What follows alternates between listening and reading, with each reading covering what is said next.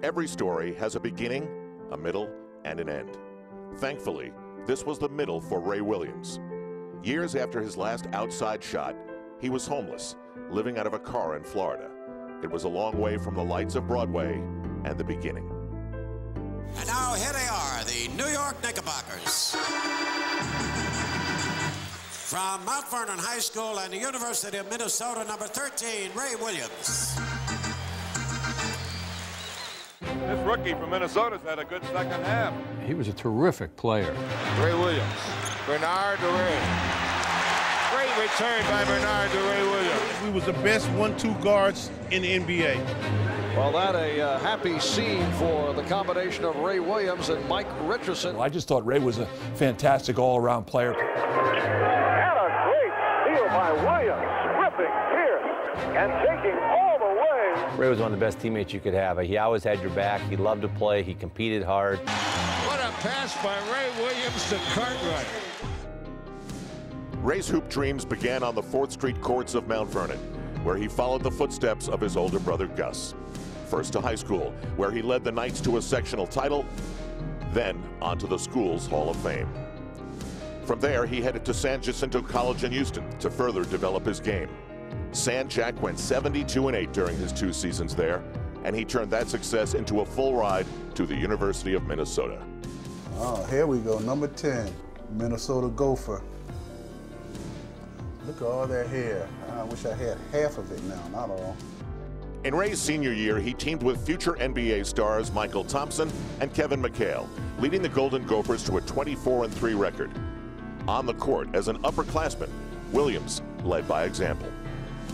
Kevin and Michael was a guy, when I played with them at Minnesota, had all the talent in the world. But during the game, when we play against guys that was a little physical, they had a tendency of not taking on a challenge. I try to help our big guys to get that aggressiveness in them. Ray was from Mount Vernon, New York, and he always said, okay, we're going to play. I get first pick, and I take Kevin. I was like, okay. So Ray and I played together, and we really became close. On draft night, Ray would become a member of his hometown Knicks. The draft had much less hoopla back then. I remember being in my coach office at Minnesota, just listening to the draft over the radio. So me and a couple of other players, we was outside the coach office, you know, just waiting to see what happened. And coach came out a little while later and said, Shug, welcome to the NBA. He told me that I went in the first round, the 10th player picked overall, and it really didn't sink in at first because I didn't know how to celebrate. Ray Williams penetrating, put the shot up and in. Ray Williams. He's strong, about 6'3", could handle himself on the court. He was a perfect pro in that he could be physical.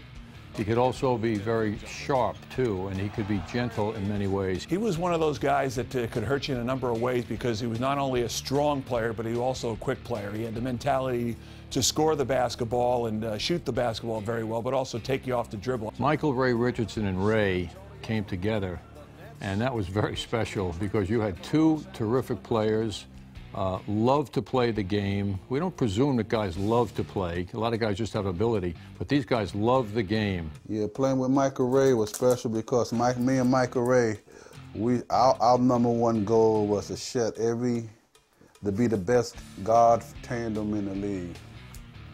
So our goal was to shut everybody down defensively. I played 1 and he played 2. He was a real good defensive guard, a great rebounder. He was a great guy. Who became captain of the Knicks in 1980 and played 10 NBA seasons. His 750 career steals still ranks 4th all-time for the Knicks. Once he scored 52 with the Nets, still a team record.